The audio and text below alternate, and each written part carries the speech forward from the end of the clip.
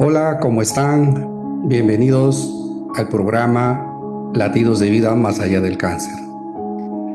Octubre, mes de la sensibilización sobre el cáncer de mama. Solo quien ha mirado la fragilidad de la vida comprende su verdadero valor. La mama, fuente de vida y ternura, nos recuerda que cuidar es también una forma de amar. El cuerpo puede enfermar, pero el espíritu siempre busca amar. Muy bien, el que les habla es el doctor Absalón Montoya. Invitarlos a compartir esta información, agradecerlos sobre todo por estar con nosotros, a darle like, a suscribirse, que es sumamente importante en el crecimiento de este canal, sobre todo por la información que vertimos en ello. Muy bien, quiero también agradecer a muchas pacientes que confiaron en mí y confiaron en muchos profesionales y que pudimos darle una mano en cuanto al tratamiento del cáncer de mama. Mujeres que con esa gran sabiduría, con esa gran fortaleza, han logrado sobreponerse y superar esa penosa enfermedad y hoy están muy involucrados con lo que es esa reinserción a la vida y tratar de buscar la esencia de la vida minuto a minuto y vivirla como debe ser. Muy bien, entonces, como el mes nos invita a tocar este tema sumamente importante, que ya lo hemos revisado anteriormente en algunos programas, pero de todas maneras es importante porque la información que vertimos es una información básicamente elemental, está dentro de lo básico, lo que debemos de saber todos nosotros y para tratar en lo posible de llegar a una prevención adecuada y a un diagnóstico precoz. Muy bien, vamos al tema, como siempre, en ese orden que nos caracteriza y vamos a ver. En el mundo se diagnostican 2,3 millones de nuevos casos al año con una mortalidad de casi 800,000. En nuestro país, aproximadamente 8,000 nuevos casos al año con una mortalidad de casi 2,000. Si vamos evaluando en esos números, prácticamente el 25% de los pacientes diagnosticados con cáncer de mama fallecen. Y lo vamos a ver en el resto del programa porque es esa realidad. Decirles también que el cáncer de mama es el primer cáncer en mujeres en la parte urbana, en las ciudades. Pero a nivel nacional sigue siendo el cáncer de cuello uterino, que siempre llama la atención y haremos un programa al respecto. Pero también hay algo que nos alarma. Hay una proyección que para estos últimos años se diagnosticarán cerca de 80,000 nuevos casos al año y con una mortalidad que llega al 40%. Bueno, eso es un tema de análisis estadístico, de casuística, para ver por qué esa realidad. Podría ser que el cáncer por la vida más industrializada, porque las mujeres han cambiado también en cuanto a las labores, hay una inserción a otro tipo de labores, probablemente aumente los factores de riesgo. También hay un culto a la belleza, también hay ciertos factores que inciden en tenerle miedo al envejecimiento, a algo real que nos pasa. Y quizás también hay ahora más casos de diagnóstico porque, a decir verdad, aunque poco, pero estamos llegando, de poco a poco estamos llegando a los lugares más lejanos al brindar esta atención. Bien, ahora vamos un poquito a lo que es la mama y lo que la anatomía y la fisiología. La mama es una glándula mamaria, se le conoce también como la grasa modificada, una grasa especial, que está compuesta por lóbulos, lobulillos, por unos conductos que se llaman los conductos galactóforos. Y estos están, digamos que entrelazados o envueltos por una componente que se llama estroma y la grasa. Mayormente siempre se conoce, existen dos mamas, pero también hay pacientes que tienen, o hay personas, perdón, que tienen mamas supernumerarias, o sea, varias mamas, entre 1 o 3, y básicamente eso están hacia la cadena de la axila. Ese detalle anatómico es sumamente importante. Recordar que eso es porque nosotros somos de la familia de los mamíferos. Por tal motivo podemos tener esa tendencia. No es nada malo. Solo que a veces en determinadas circunstancias, cuando crece, cuando también se llena, digamos así, en cuanto a la lactancia, amerita un tipo especial de tratamiento y muchas veces se llega a la cirugía. Pero eso no es el tema. ¿Cuál es la función de la mama? Me estaba olvidando, perdón. La mama también cuenta con una parte anatómica que es la parte media, que es más colorada, que es decolorada, que es la areola y el propio pezón. El pezón es el lugar por donde se eyecta la leche. Pero bien, fue en general decirles que la mama es como un árbol cuyo tronco estaría en el pezón y las ramas cada vez más pequeñas van hacia la profundidad. Eso más o menos sería la característica. Muy bien, yendo a la fisiología, la mama es una glándula que se secreta la leche. Y debido a que la mama está, digamos, sujeta a función hormonal, tanto como estrógenos, progesterona o la prolactina, es la que la mama se va reactivando o activando en su función. Hay que entenderlo esa partecita también porque vamos a ver qué importante es para el tratamiento. La mama se va preparando durante la etapa de la gestación, pero empieza a producir la leche en unas celdas, ¿no? Así se les conoce como donde estas células alvéolos, ¿no? Donde a partir de los nutrientes y el líquido de la sangre se va formando la leche. ¿Y cómo se activa? Se activa cuando hay el parto, hay la succión. La succión es que el que activa hacia el cerebro, hacia la prolactina, y luego hay una contracción de un músculo local de los conductos que hace que se eyecte la leche. Es por acción de una hormona que se le conoce como la prolactina. Muy bien, entonces recordar eso también, que durante los 2 primeros días va a haber una coloración amarillenta entre naranja de la leche que se le conoce como el calostro. Esta leche tiene todos los nutrientes y los anticuerpos que un recién nacido lo necesita, es más que suficiente. Pero a partir entre el 2 al 4º día, la leche se diluye más y se va produciendo en mayor producción. Bien, entonces ahora vamos a ver cuáles son los factores de riesgo que conllevan un cáncer. Bien, ¿cuáles son los factores de riesgo? En primer lugar, vamos a hablar de los factores no modificables, aquellos que no lo podemos cambiar. Y eso está en relación a la edad. En promedio se presenta por encima de la menopausia, en la posmenopausia, a los 50 años. Obviamente eso no quiere decir que no tenemos que dirigir o quedarnos con esa información, porque también en la experiencia hemos visto pacientes con cáncer de mama, incluso por encima de los 15 años. Entonces, eso lo vamos a ir viendo. El antecedente personal es importante. El antecedente de haber tenido un cáncer de mama en un lado, que posteriormente puede desarrollar cáncer de mama en el otro lado. Puede ser simultáneo, que se llama sincrónico, o puede ser posterior a este cáncer como un nuevo cáncer. Asimismo, también lo que no es modificable son los factores hereditarios o la tendencia familiar.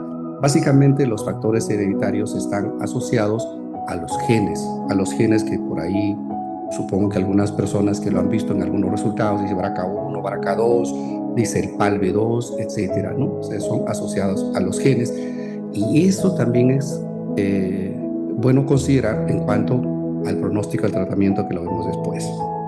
Asimismo, un factor de riesgo no modificable es cáncer de mama o cáncer de ovario en etapas mucho más tempranas o en familiares.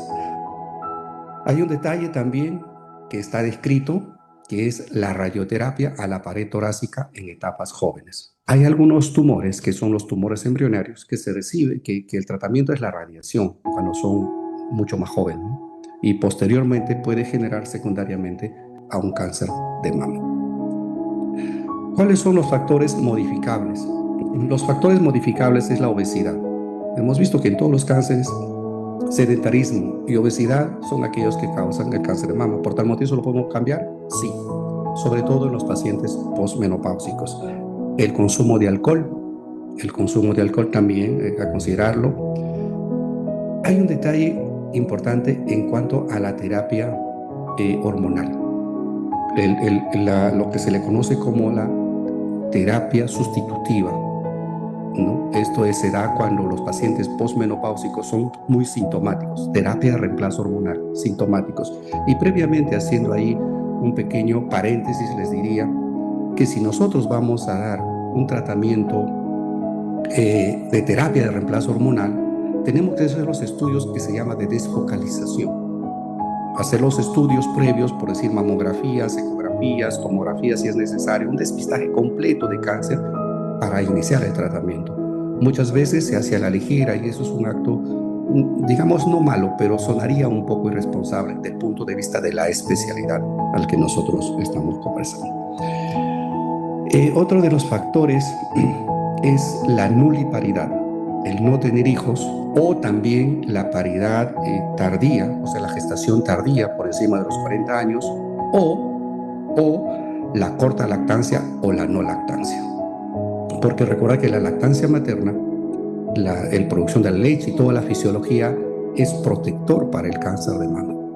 Y hay un llamado de atención que he conocido muchas mujeres y no quiero, digamos, ser malinterpretado, no quieren dar la lactancia materna por una situación estética, ¿no? O porque se hace muy difícil, complicado. No, es bueno hacer todos los esfuerzos, por lo menos los primeros 6 meses, que es también en beneficio del niño o del recién nacido que lo necesita. Un factor modificable, entre comillas, que interviene entre el profesional de la salud y nosotros y el paciente, es la densidad de la mama. Hay pacientes que tienen mamas muy densas, o sea, muy duras, son mamas como de permanentemente joven.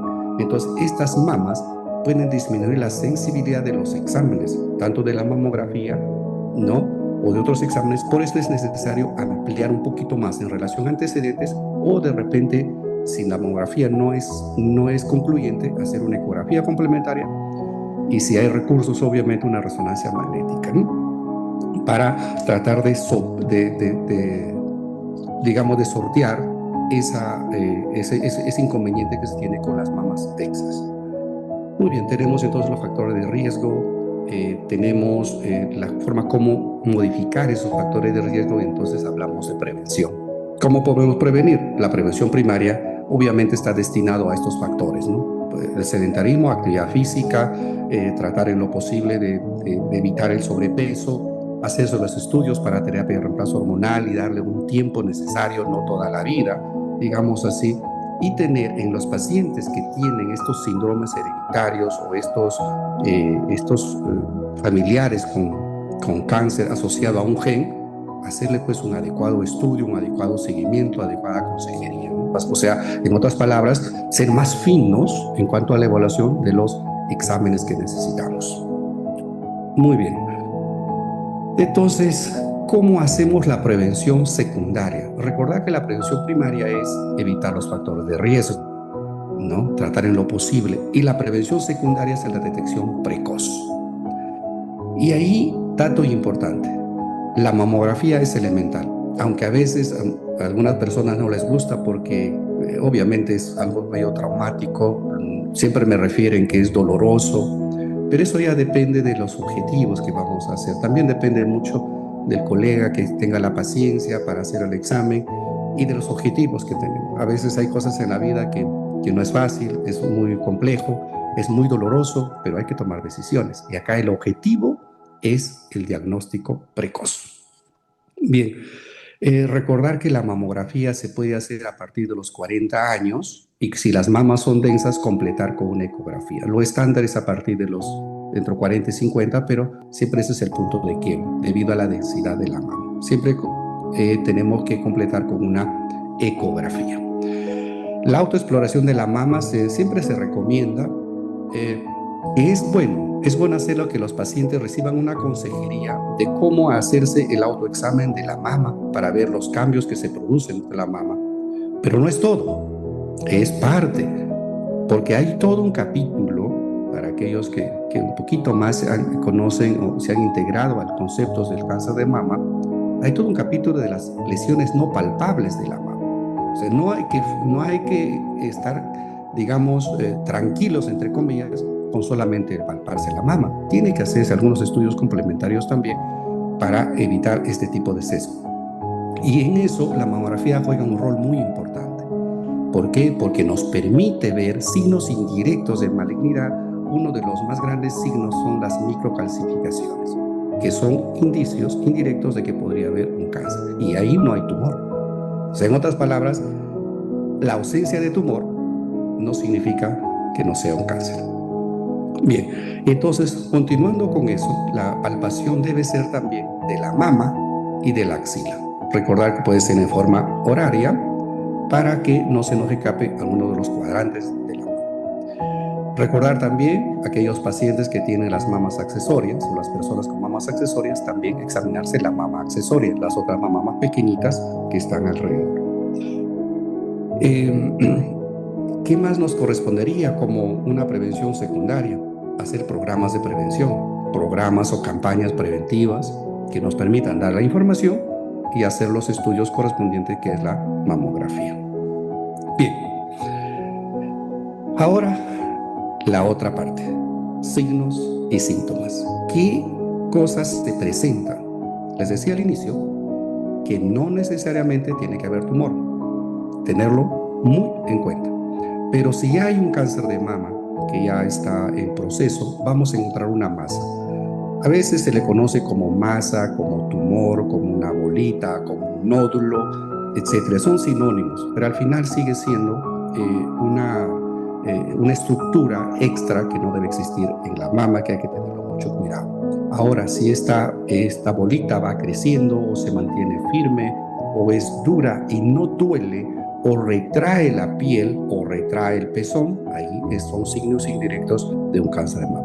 A veces he escuchado, no, tengo acá una bolita hace tiempo y bueno, ahí está creciendo poquito, ¿no? O sea, hay que darle la debida importancia. A veces la piel se retrae y tiene una característica que se le conoce como la piel de naranja. Es como que está más ajustado, digamos así, de afuera hacia adentro. A veces cuando hay tumores grandes ya pues se ulceran, se putrefactan, hay secreciones, hay pus, etcétera, ¿no? Así estas cosas. También hay que considerar la alteración del pezón. Recordar que la mama es todo ese conjunto, todo ese complejo mamario. Entonces el pezón a veces empieza a retraerse. Puede haber algo detrás del pezón que no lo hemos palpado, porque el pezón impide esa palpación. Entonces puede haber una tumoración detrás, puede haber una secreción sanguinolenta por el pezón. A veces hay secreciones achocolatadas, verdosas, a veces como leche, ¿no? Eso a veces puede decirnos que hay otra entidad, pero lo más característico es la secreción sanguinolenta. También puede existir algunos ganglios en las axilas. Obviamente estamos hablando ya en el proceso de que el cáncer va avanzando. Cuando el cáncer de la mama va yendo a la axila y el cáncer va avanzando. Algunas veces, cuando las mamas son grandes, los tumores tampoco son palpables y encontramos un tumor en la axila, ¿no? Entonces, también hay que tenerlo muy, muy presente. Hay que evaluar las dos partes. O a veces también hay tumores, en las rarezas que he visto, hay ganglios que ya empiezan en la axila, tumores que empiezan en la axila y en la mama prácticamente no hay nada, ¿no? O sea, no olvidar que tenemos que evaluar. Bueno, adicionalmente puede haber síntomas de otro tipo. Por decir, puede haber un poco de dolor torácico, dificultad respiratoria. Cuando hay metástasis al pulmón, puede haber un problema de coloración amarillenta de la piel, de las mucosas, cuando hay cáncer en el hígado, ya porque el órgano va fallando. O puede haber alteraciones neurológicas, por decir, a veces convulsiones, dolor de cabeza. O también puede haber trastornos en cuanto a la conducta, lo emotivo, etcétera, etcétera, que nos puede decir que hay metástasis cerebral. Obviamente, la alteración neurológica, tanto física como sensorial, eso depende mucho de la localización de las metástasis en el cerebro, ¿no? Y eso hay que estudiarlo. O sea, la manifestación no es única, pueden ser diferentes, pero sí nos pueden dar cuadro de convulsiones. Bien, ya hemos ido adelantando un poquito en relación a los procesos. ¿Cómo hacemos el diagnóstico? Y en cuanto al diagnóstico, lo podemos repartir o dividir en dos secuencias. La primera son imágenes, y para ser breve ya hemos hablado de la importancia de la mamografía.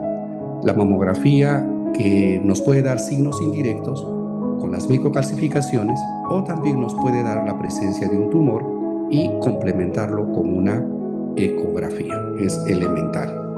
Asimismo, las imágenes, la ecografía, también nos va a permitir hacer un marcaje, ¿no?, dónde está la tumoración, o también hacer las biopsias dirigidas con ecografía, que lo vamos a ver después, ¿no? O sea, la ecografía tiene un rol muy importante, sobre todo por decir en estas pacientes que tienen secreciones por el pezón, que son achocolatadas, verdosas, sanguinolentas, les dije.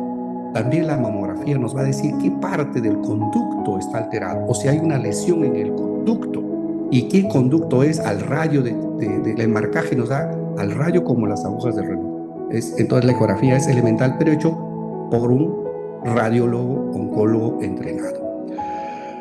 También se usa la resonancia magnética, que tiene una alta sensibilidad, pero en cuanto a la resonancia magnética, tiene un poquito más allá. Nos permite ver si las lesiones de la mama son lesiones únicas o hay varias. En otras palabras, son focales o multifocales.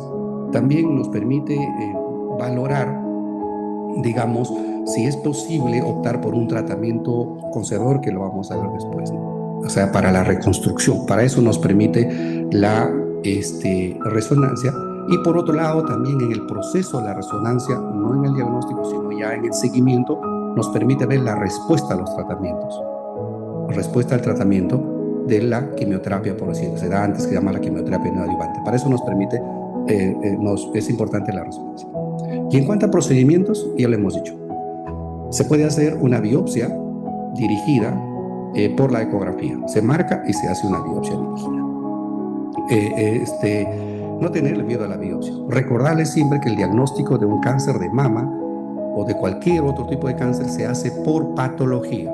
Los exámenes nos indican una presunción diagnóstica, pero el diagnóstico es por patología. Eso ya lo hemos repetido N veces en nuestro programa. Entonces, acá se hace la biopsia. También se puede hacer otro tipo de biopsia. Tomar una muestra del tumor en cirugía, se llama biopsia incisional, una muestra, o si la lesión es pequeña, retirarla toda. También se llama la biopsia excisional. Y obviamente, si tengo una lesión en la mama y adicionalmente hay una lesión en la axila, se puede tomar, o sea, se debe biopsiar las dos lesiones para saber si la enfermedad ha pasado al ganglio, o ese ganglio es neoplásico, o sea, o es cáncer o es inflamatorio. Miren qué importante este rol. No quiero dejar de lado también que como parte de un procedimiento diagnóstico están las microcalcificaciones en la mamografía. Entonces, ¿qué se hace ahí? Se pone un arpón, es como un anzuelo. En esa zona donde está el conglomerado de las microcalcificaciones, se pone un arpón. Y con eso va a cirugía. Y retiramos todo lo que está, el área que corresponde al arpón. Y eso se toma una radiografía para ver si es que salieron todas las microcalcificaciones y se estudia por patología. También esas son las lesiones no palpables. También se hace estos estudios, también lo hacemos cuando hacemos tratamiento de conservación. También se hacen procedimientos. Por decir, si yo quiero saber si ese ganglio está comprometido, puedo hacer ganglio centinela. También es un procedimiento. Estos procedimientos es la linfogamografía, que se hace utilizando una sustancia radiactiva. Se inyecta alrededor del tumor y eso va al ganglio, se reseca ese ganglio, se extirpa el ganglio y se estudia. Eso se llama biopsia de ganglio centinela. Lo vamos a ver en el tratamiento muy rapidito, pero es para evitar hacer la cirugía en la axila. Si la muestra sale negativa, lo dejamos ahí. Eso lo vamos a especificar un poquito más adelante. Y adicionalmente, también podemos hacer estudios, pues, de acuerdo al síntoma, que son procedimientos diagnósticos para ver el estadio, si está localizado o avanzó, ¿no? En todo caso, pues, hacer la tomografía de cerebro, de tórax, de abdomen, de pelvis, si hay alguna posibilidad de operar el hueso, hacer gamografía ósea. También hacemos un estudio de examen de sangre, que es el marcador tumoral al 15-3, pero este examen no es diagnóstico de cáncer. Este examen lo que nos sirve es para hacer el seguimiento en el tiempo. Bien, acá hay algo que en esta secuencia quiero también poner mucho énfasis, porque nos sirve como ilustración Recuerden que este programa, la finalidad es ilustrarlos. La finalidad es ilustrarlos. Y la finalidad también es que ustedes se sientan conformes con la información que se les dé. Y obviamente, si se sienten conformes, suscríbanse y denle like. Y continuamos. Clasificación. El diagnóstico de cáncer lo realiza el patólogo. Y en eso hay dos consideraciones especiales para poderlas evaluar. Uno es que el patólogo nos va a decir qué tipo de cáncer es. El más frecuente es el ductal infiltrante, o sea, el que se originó en los conductos galactógenos, porque también hay otros que se pueden localizar en los lobulillos, que se llama el lobulillar infiltrante, y hay algunos subtipos como el medular, el mucinoso, tubulillar, etcétera, etcétera. Eso es una clasificación. Esta también nos sirve para ver la agresividad, tratamiento y pronóstico. Y adicionalmente, en mama, como en algunos otros cánceres que también ya lo están haciendo, es el estudio de biología molecular. Y esto nos permite tener más alternativas de tratamiento o en todo caso hacer tratamientos dirigidos. Y ahí es el estudio que ustedes, muchos de ustedes que ven en algunos reportes, dicen requiere inmunohistoquímica o necesita inmunohistoquímica. Inmunohistoquímica dice pues el ER, se llama receptores estrógenos, receptores de progesterona, ¿no? Receptor positivo, negativo, ustedes lo ven, y el ERB2, ¿no? Entonces, estos tipos de receptores son aquellos que nos permiten determinar si es que hay, digamos, estos tipos de estudios, si hay esos receptores hormonales en la mama para tratamiento hormonal. Entonces, ¿hay que hacerlo? Por supuesto que hay que hacerlo. Obviamente, siendo ya que de este estudio, si salen negativos, obviamente esa alternativa no lo tenemos. No lo podemos dar porque no lo va a beneficiar. Bien, también estos nos sirven, estos receptores especiales de biología molecular, nos sirven también para establecer la agresividad. Por decir, si nosotros tenemos lo que se llama el triple negativo, o sea, los tres me salen negativos, resulta que la enfermedad es más agresiva y responde menos al tratamiento. Por tal motivo, tenemos que optar por otras alternativas que aún están en proceso. Adicionalmente, el cáncer de mama, ya le hemos dicho, los cánceres pueden ser primarios, o sea, originarse ahí o pueden ser metastásicos. Muy rara vez en mi experiencia profesional he visto algunas metástasis en mama. Muy rara vez. Que existen. Creo que una vez encontré un cáncer de ovario en axila que también había comprometido la mama, ¿no? Entonces, eso no hay. Pero sí, los primarios de la mama son los más frecuentes. Pero la mama, ya les dije, hace metástasis. ¿A dónde? Metástasis al pulmón, al hígado, al cerebro y al hueso. Y de estos tipos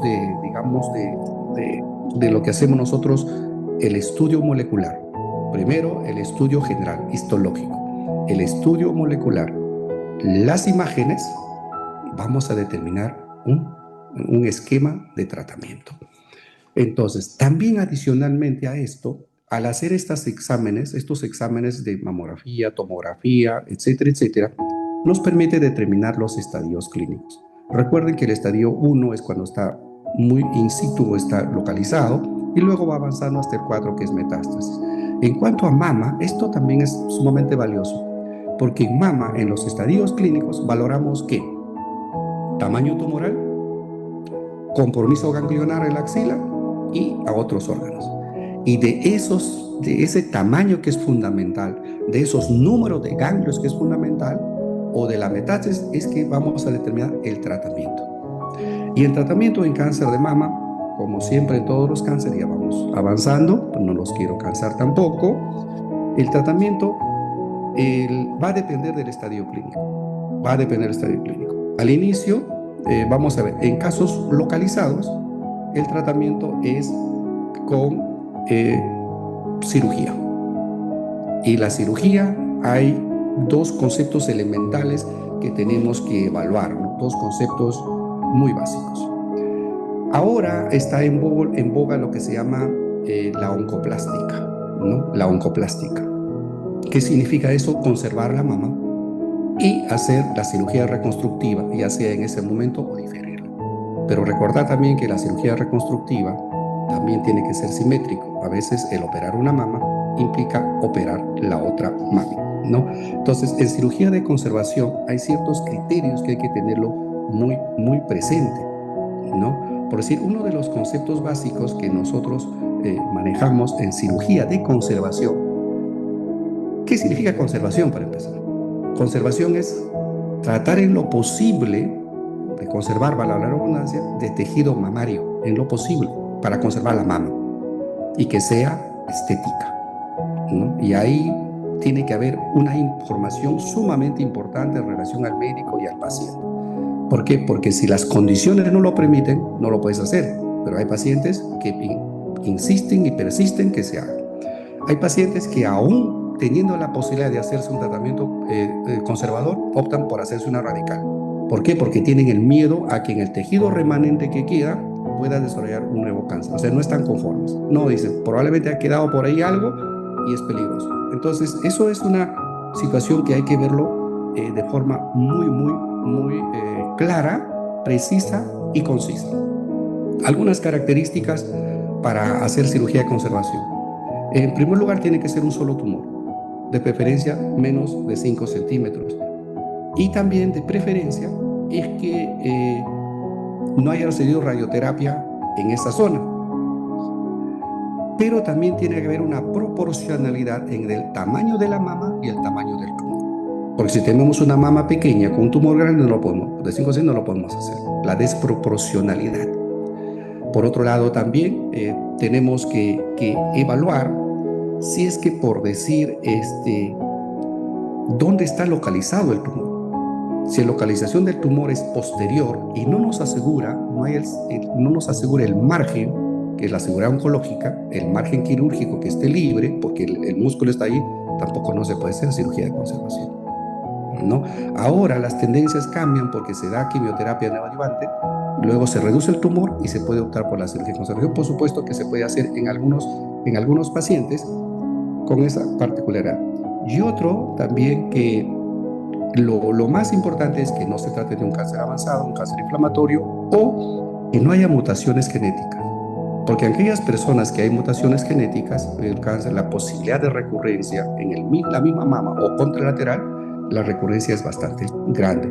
Y sobre todo, miren más o menos lo paradójico, en estos pacientes que tienen esta característica de los genes que desarrollan cáncer de mama, como el BRCA1, BRCA2, se hace la mastectomía profiláctica. Y lo hemos visto pues en algunas noticias, ¿no?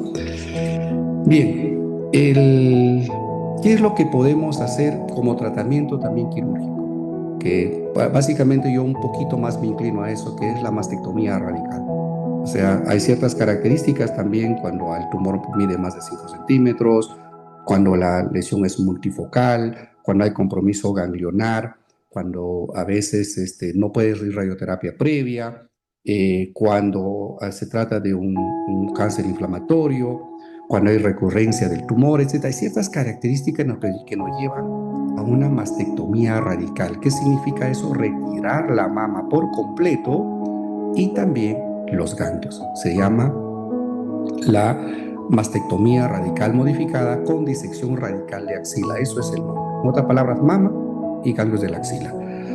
Recordarles también que lo anterior, estaba un poquito pasando, cuando se hace cirugía de conservación de la mama, recuerden eso, a veces retiramos el tumor, margen comprometido, volvemos a retirar, margen comprometido, volvemos a retirar, y al final termina en tratamiento de mastectomía radical. Lo he visto, en la experiencia lo hemos visto.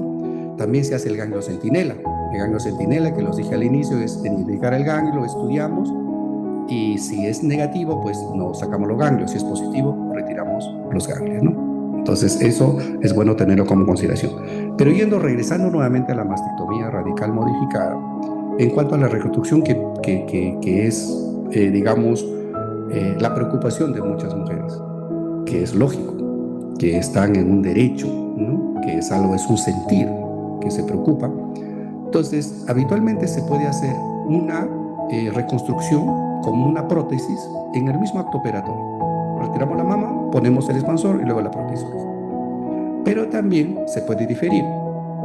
Yo participo un poquito más de esto, ¿no? O sea, termina el tratamiento, vamos a estar convencidos de que ya no hay más tratamientos, incluso ya pasamos el periodo crítico de la recurrencia, por tal motivo ahora sí podemos hacer la reconstrucción.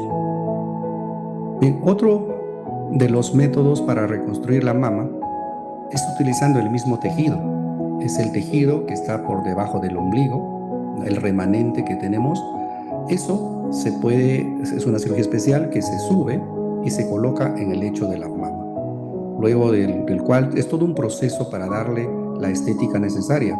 Se hace la liposucción, también se hace la areola del pezón, se le hace con tatuaje y también se pone el pezón. El pezón se puede usar algún pulpejo del dedo que se le puede poner ahí, etcétera.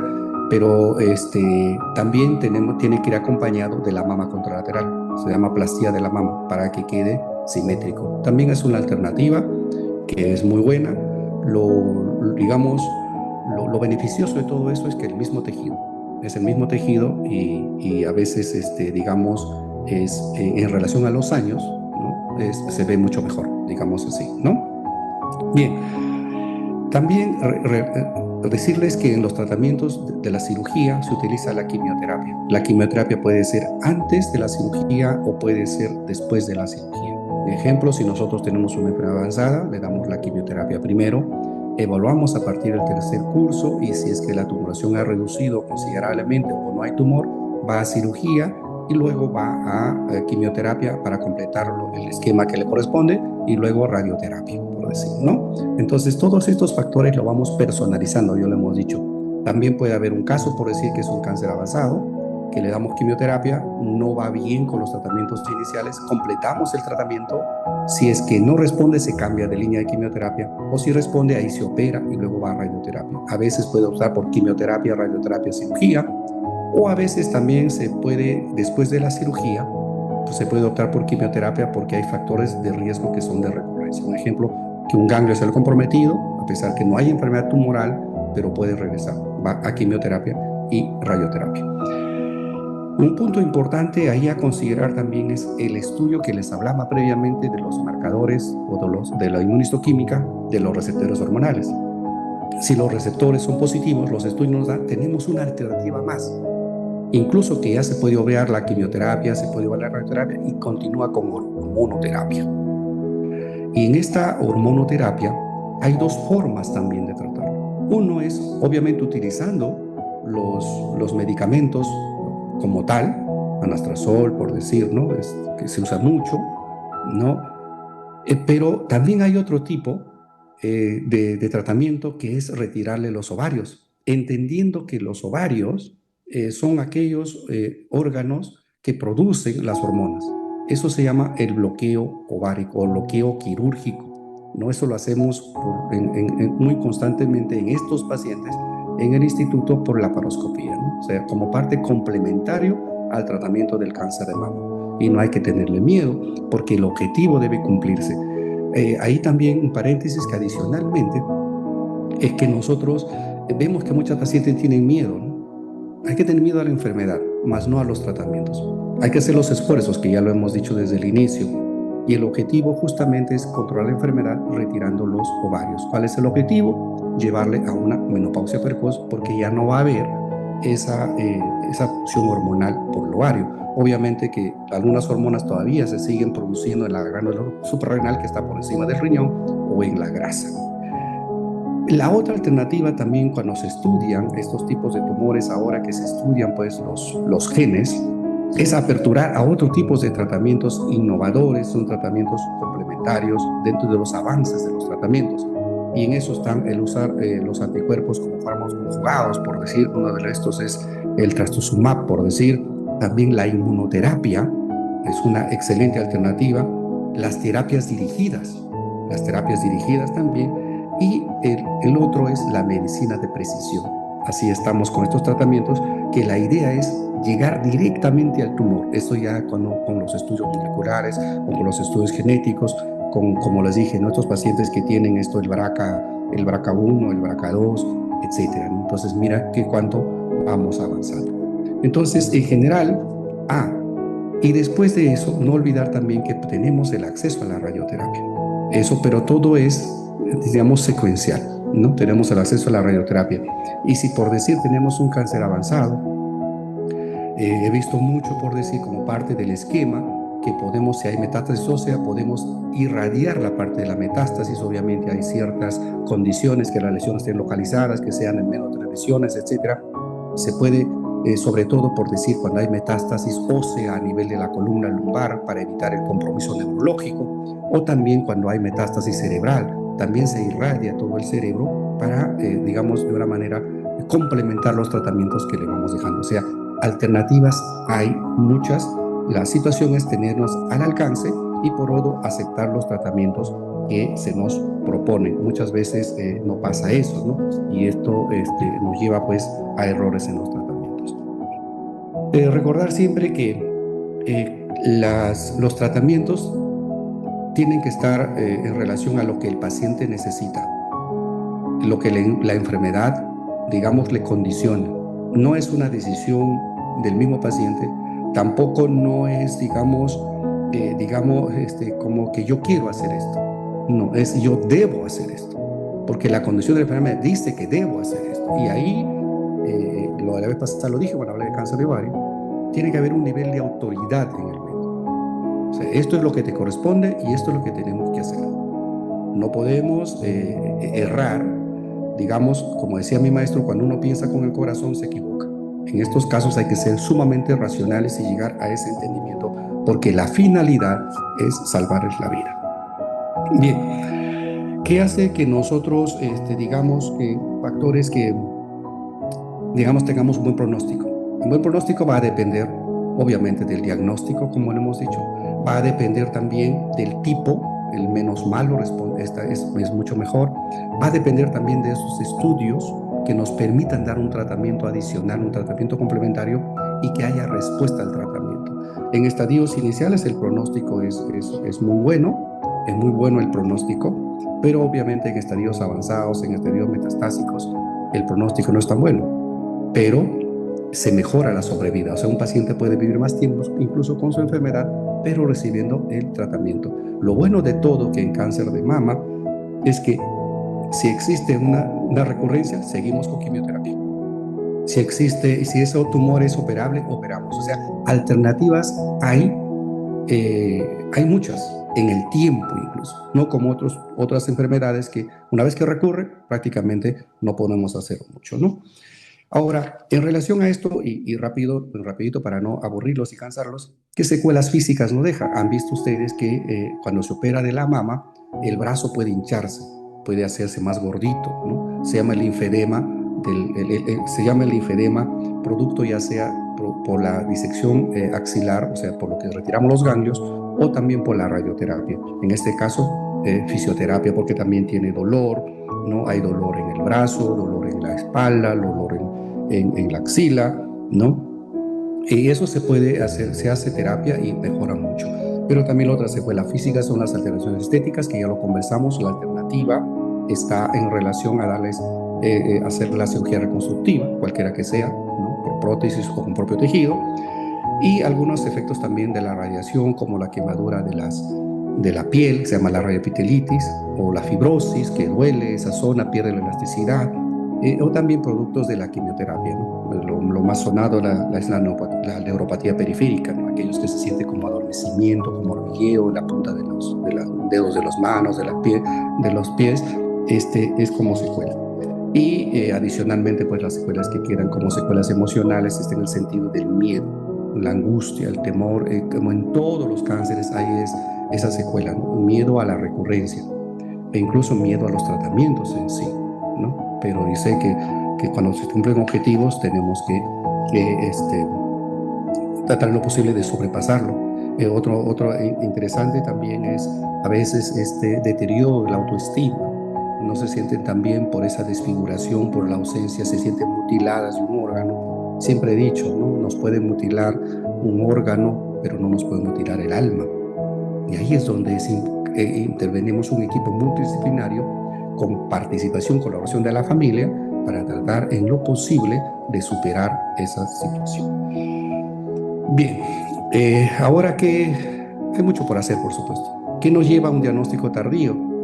Ya lo hemos dicho varias veces, a veces le damos poca importancia, no se prioriza mucho estas barreras de acceso a los tratamientos, ¿no? Como geográficas, barreras socioeconómicas, un sistema de salud muy fraccionado, con disputas quién desarrolla el programa, quién no, la falta de educación, a veces le dije las mamas densas, no olvidar de las mamas densas, y obviamente pues eso nos lleva a diagnósticos de cánceres avanzados. Quiero hacer un paréntesis importante: cáncer de mama existe en hombres, sí. Y decía en un programa radial, si lo han escuchado, son más agresivos. En cáncer de hombres se presenta a cualquier edad, pero es más frecuente entre los 60 o 70 años. Se ve poco porque es menos del 1% de la proporción del cáncer de mama. Pero hay cáncer es más agresivo por varios factores, pero dentro de los cuales es que primero pasa desapercibido porque no se piensa que hay en varones, solamente se cree que es mujeres, no es así. Por otro lado, la mama como tal es más pequeña, es pequeñita. Entonces existe mayor infiltración, mucho más rápido llegan a la parte de diseminación o compromiso del músculo. Por otro lado, también no se palpan los tumores iniciales porque están detrás del pezón y detrás de la areola. Entonces, nosotros también un poquito que hay que mirarlo con otros ojos, sobre todo si hay el antecedente familiar. Muy bien, quizás en otros programas lo vayamos a desarrollar un poquito más en profundidad sobre el cáncer de mama en varones. Muy bien. Creo que la información que vertimos es bastante importante. Les decía siempre, si es que alguna situación no queda clara, nos pueden escribir al número de WhatsApp o también acá pueden hacer sus comentarios. Y no olvidar que es importante que esta información se logre difundir. Si nosotros no hacemos esa labor social, no contribuimos mucho. El conocimiento no debe quedarse común. El conocimiento debe de diseminarse, digamos, hacia una sociedad que está hambrienta de estas cosas, sobre todo en el tema de salud. Y también no hay que tener miedo. Muchas veces, y un comentario muy especial que me hizo pensar mucho, ¿no? Me decía: doctor, le agradezco por el programa, pero disculpe, yo no lo quiero ver porque tengo miedo. No hay que tener miedo. Al contrario, cuando nosotros prevenimos, cuando nosotros conocemos, prevenimos desenlaces fatales. Hay que mirarlo y de poquito a poquito vamos avanzando. Quizás si el video es muy largo, también pueden aumentar la velocidad y pueden verlo en un tiempo mucho más corto. Adicionalmente también, en aras de la información que vamos virtiendo, hay muchas personas que se interesan en conocer un poquito más, tanto por la situación que están pasando o porque quieren conocer cómo prevenirlo. Entonces eso ha hecho que nosotros hemos aperturado ya como una solución a estas inquietudes. Estamos haciendo consultas virtuales. Sé que en nuestro país tan grande, incluso en el mundo, lo podemos hacer una consulta virtual. Se coordina con el número de WhatsApp que está en la pantalla y se puede fácilmente hacerlo. Ya lo estamos haciendo, sí, y da muy buenos resultados. Las consultas que hacemos, la teleconsulta, es muchas veces para orientarlos y ayudarlos a tomar decisiones.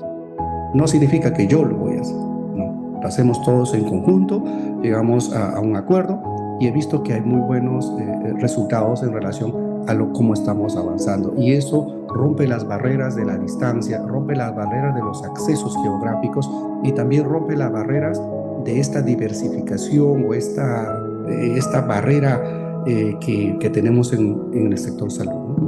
Muy bien. Dicho esto, agradecerlos nuevamente por estar con nosotros, invitarlos a un nuevo programa, activen la campanita de notificaciones, que en cuanto ya salga un nuevo video, pues les va a avisar que ya estamos ahí para que nos podamos ver. Así que muchas gracias y muchas bendiciones y a seguir adelante.